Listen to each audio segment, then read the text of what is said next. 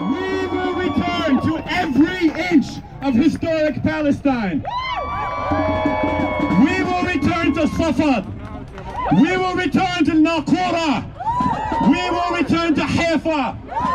We will return to Baq al-Gharbiyya and all of these lands. Since 1976, after the original Land Day, after a general strike by the Palestinian people of the Galilee region, we have been coming together to commemorate this day every single year. We will continue to do that until Palestine is free, from the river to the sea. From the river to the sea.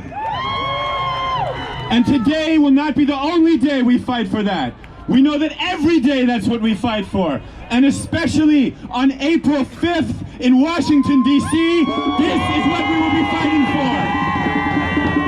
This is what we will be fighting for on April 5th. Today, currently, right at this moment, there are people with vests going around in the crowd. Please take a moment to see them, say hello to them, purchase the tickets for April 5th. New York City, we will be out in our thousands, our hundreds, thousands, fighting for a free Palestine from the river to the sea. It is now my pleasure to call up my dear sister, Isabella, from the Palestinian Youth Movement. New York City, you will see. New York City, you will see. Palestine will be free. Palestine will be free. New York City, you will learn. New York City, you will learn. Refugees will return. Refugees will return. Hi everyone, I'm Isabella with the Palestinian Youth Movement. And I stand here with you all today with our feet planted on the ground and our hearts latched to our land with a commitment to ensure our people's return to Palestine.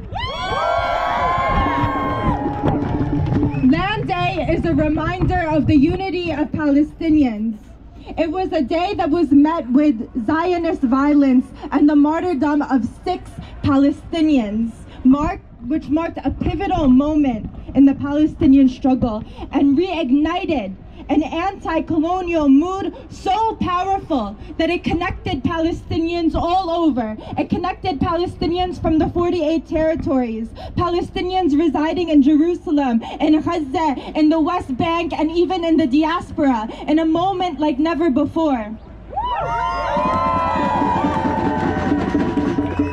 This moment, Land Day, reshaped Palestinian resistance within the heart of the Zionist entity, fostering unity and an even stronger national identity rooted in our struggle for return and liberation.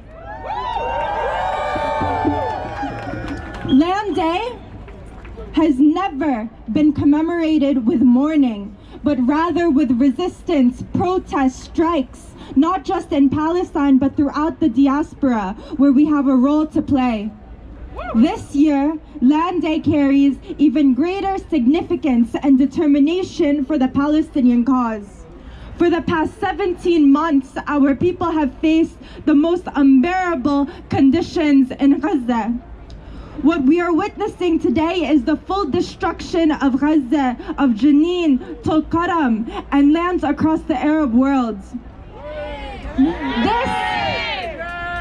This destruction is an attempt to weaken the resistance and to liquidate our struggle.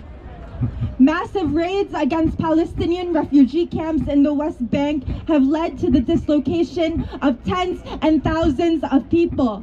Airstrikes against civilian infrastructure in Yemen are intended as collective punishment against one of the few nations that have stood firmly and wholeheartedly with the people of Gaza. And with the application of international law. These airstrikes have continued not only in Yemen but in Lebanon, a country that has suffered so much for standing with Gaza, and where people are only just returning and are beginning to rebuild their lands. And here in the US, where we have seen an escalation of the repressive apparatus of the state to the point advocates for Palestine in order to silence our movement. Despite these dire circumstances that we are facing here in the US and that our people are facing in Gaza, in Palestine, in Yemen, in Lebanon, we have also seen that Palestinians and our people have stood steadfastly in Gaza and refused to abandon their lands.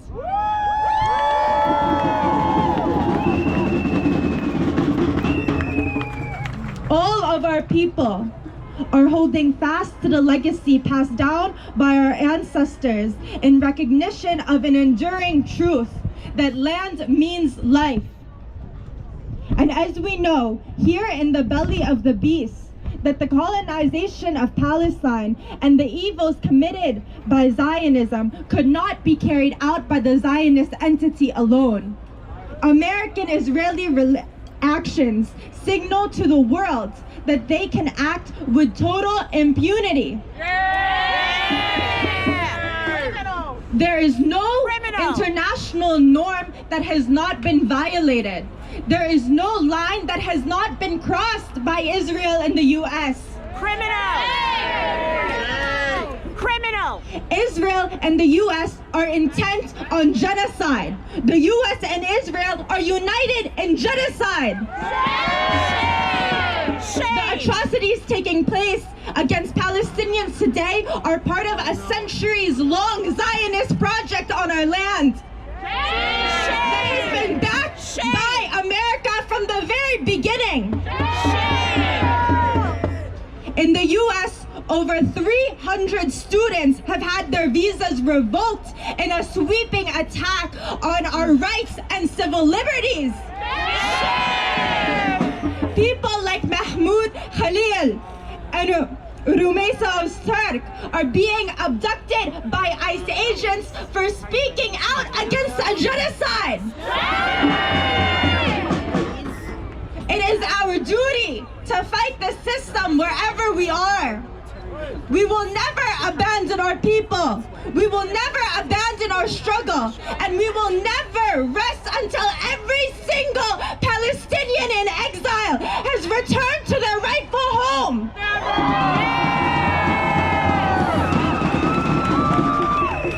Zionists tried to expel millions of Palestinians from Palestine.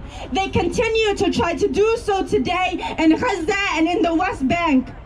They thought that millions of Palestinians were their biggest problem. And we are a huge problem, but their biggest problem right now is the billions of people around the world. Billions of people around the world who have stood up to say that we too are Palestinian. We too will not rest. We too know the true face of Zionism and its relation to the US, and we too will never settle for anything less than total liberation and return.